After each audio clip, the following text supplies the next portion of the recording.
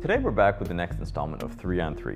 Today we'll be reviewing 3 absolute grail watches. We're talking in-house manually wound chronographs. We have from Patek Philippe the 5170G with Kieran. Myself, I have the Vacheron Harmony chronograph with the caliber 3300, and Jack has the A.Lange and Zohne Datograph up-down. So, these are really grail watches for so many of us. They are all relatively expensive, they're all in-house made, they are all expertly finished, and they are, in our belief, really some of the best watches that money can buy from a major brand. So Jack, if you could, tell us about your time with the Datograph. I find the Datograph a tremendously satisfying watch to have on the wrist. The first impression that you have, and it's a lasting impression when you wear it, is of something that is phenomenally well built. I mean, German engineering is a bit of a cliche, but it really does feel like that's what you're getting when you put this on. In terms of operation, it's absolutely delightful to use every single aspect of the watch. The chronograph start, stop, and reset is absolutely buttery smooth. It's a larger watch, certainly relative to the Patek. It's platinum, this particular model, and it's got a very substantial mass on the wrist, but it is sufficiently well constructed, and the ergonomics of the strap attachment are intelligent enough that it's actually quite comfortable to wear. Certainly, I would say it's a watch you're going to be aware you have on your wrist, but it's one you don't mind having there. And Kieran, if you could, a little bit about the 5170.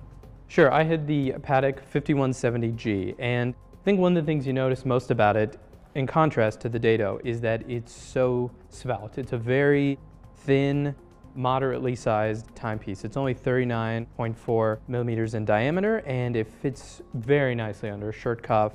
You barely notice it's there. And also, it has the same kind of buttery smooth operation that you get from the Dato. So I feel like it's the slimmer, svelte choice among these 3.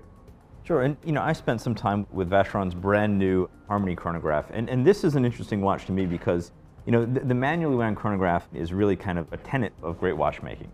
And Vacheron, up until 2015, did not have one.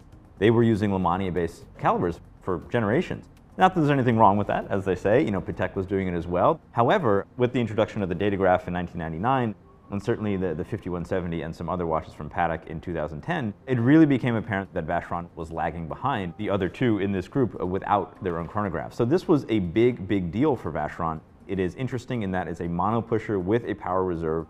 It is a large watch. This is significantly larger than the Patek. It's about in line, actually 1 millimeter larger than the Datograph. It does not have the same buttery soft feel that we see in the Datograph or the Patek for that matter. It is, in fact, quite hard to start and stop. And I've spoken with some folks at Vacheron about this, and they say that they really wanted to build something that is really all or nothing, in their words. So if you start and stop a Patek or a Lange and you don't push the start and stop button as hard as possible, then the gears will start to turn, but the chronograph will not start to work. And that will actually cause some harm to the movement. With the Vacheron, however, their thinking is that you have to push it so hard so that the entire thing begins to work, and therefore it is longer lasting. Something else that's interesting is the overall kind of shift from eBausch chronographs to in-house chronographs, and that was really jump-started by the Datograph. Absolutely. To me, one of the great things about the Datograph is, of course, the movement. The dial is beautifully done, and it's at the level you would expect from Lange. Certainly the quality of the case is what you would expect from a brand with Lange's reputation, but the real action with the Datograph is when you turn it over and you see this absolutely beautifully constructed Lange caliber L951.6, I believe, which follows on from the original Datograph movement. It's not only one of the great classic chronograph movements of modern watchmaking, but one of the great classic, I think, chronograph movements of all time. Very traditional construction, of course, lateral clutch engagement for the chronograph. It was clearly not constructed with thinness as a priority. This is a very architectural movement. It's extremely three-dimensional, and you see an absolutely exquisite, meticulous level of finish throughout that is, I think, matched by very few other players in the industry. And you have to remember that the Datograph came out a good, I would say, 8 years before Patek released their first simple manually wound chronograph, which we now see inside the 5170. So how does the 5170's movement compare to the Datograph?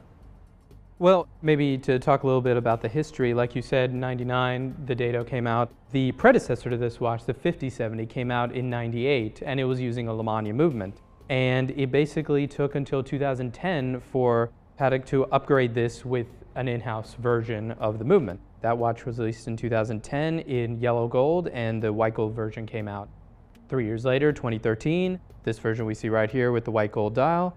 And then this year, they introduced the black dial version of this watch. And we can see the movement may not have the same level of inward angles, beautiful finishing as the Lange, but it's still a very good looking movement. You lose a little of the depth of the Lange, but you gain the fact that it's 2 millimeters thinner, which is pretty huge.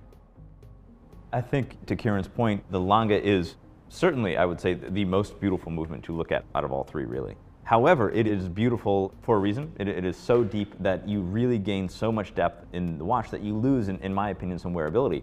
The watch, as we measured it on our own micrometer, was 13.45 millimeters thick. That is well over 2 millimeters thicker than the Patek Philippe, and 2 millimeters on an $80,000 watch, to me, means a lot. The Vacheron is really somewhere in between. The thickness is about 12 millimeters, 12.81, excuse me. The movement is somewhere, again, in between the Lange and the Patek. You have the gold engraved balance cock, which in my belief really is something that is owned by Lange these days, so I don't necessarily love it on this Vacheron. I'm told they'll only be using it on the anniversary models, which this of course is. But I think, this movement is beautifully finished for sure. It is a mono pusher. It does not, in fact, have the same smooth feel of the Lange or the Patek. The watch that we have here is a press sample. They are for sale right now, but I do think that this is a work in progress, and I do think that there will be some tweaks to this movement, just as there are tweaks to the datograph and there have been tweaks to the caliber inside the 5170 to make it, I think, perhaps a little bit smoother, because I really think, at this price point, you would expect something a little bit softer. We've covered the ups and downs of the movements and the cases of these three watches, and there's one kind of X factor hanging out there that we haven't discussed yet, and that's the price. These are all expensive watches. These are watches that in many cases you have to save up for, and really is a major purchase no matter really kind of what position you're in life. So let's talk a little bit about price. We'll kind of go in descending order. So the Lange & Söhne datograph in platinum is $90,700.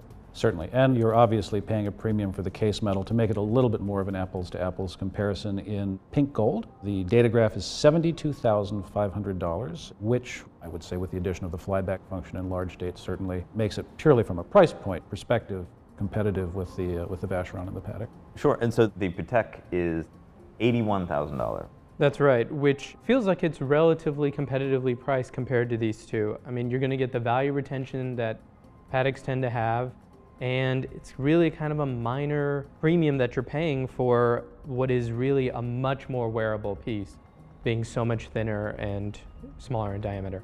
There is something that Patek has that Vacheron and Lange do not, and that is a certain collectability that these watches just can't compete with. And so you are paying slightly more than the Vacheron, which is $69,000 retail in pink gold, but you have something that actually may be worth more over time. We don't know, certainly, and I would never say that it will be, but we don't know. In general, I would say at this level of reputation and at this level of cost, absolutely everything is a consideration. And, purely from a psychological perspective as a buyer, one likes to know that one is buying a watch that will retain its value. Certainly. So this watch is $69,000 retail. In the past, they've been using Lemania movements in their patrimony chronographs, and those have retailed in the high 50s, but then sold, secondhand for considerably less. The same is true also for the datograph, and that is something that you simply can't ignore when you're spending $90,000 on a watch. Indeed. It really just comes down to, I think, personal taste. Some people prefer the datograph because of the movement that has been blessed by no less than Philippe Dufour as the greatest chronograph ever made. This Vacheron is something compelling and completely different, really, than the other two. It's brand new. And like I said, this is in a limited edition kind of cushion case that will not be around forever. There are only 260 examples of this in celebration of 260 years of Vacheron. And then we have the Patek 5170, which is a very traditional, very elegant chronograph that is in line with the old 1463s and 130s of Patek from the 1940s and 50s. So Jack, if you had to pick, which one would it be? I suppose it will surprise no one to hear that my personal preference would be the Lange & Söhne datograph. I actually find the presence of the watch, the additional presence of the watch, one of its attractions. There's a feeling that you get when you close a bank vault door. You have this massive piece of metal, but it's so perfectly machined that you can push the door shut with one finger. There's something intrinsically kinesthetically exciting about that combination of relative massiveness and precision. Now, it's a very particular kind of taste. You obviously have to like that sort of thing for this to be a compelling wristwatch to consider. But if that's where the sweet spot is for you, I really don't think there's an offering out there that quite compares.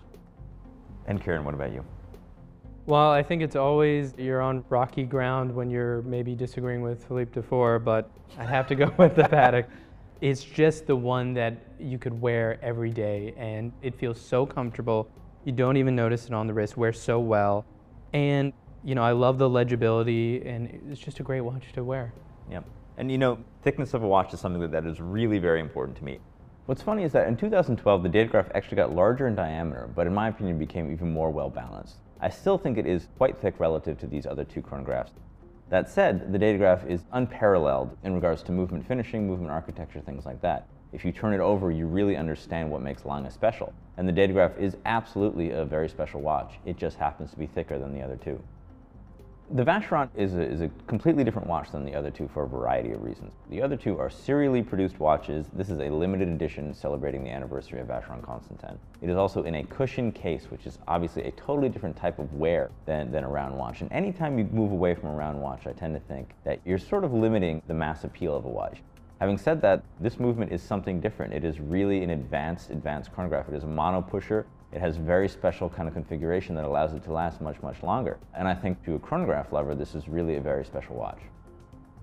And the 5170 is, really as kind of pure as it gets. This is really in line with the 1463s and the 130s of the 1940s and 50s. And I think for the vintage lover in me, which I think you guys all know that I am, this is really one that strikes my fancy in a very real way. It just does everything super well. It's got a svelte case, in-house movement, and of course, coming from Patek Philippe, we know that it will have lasting value.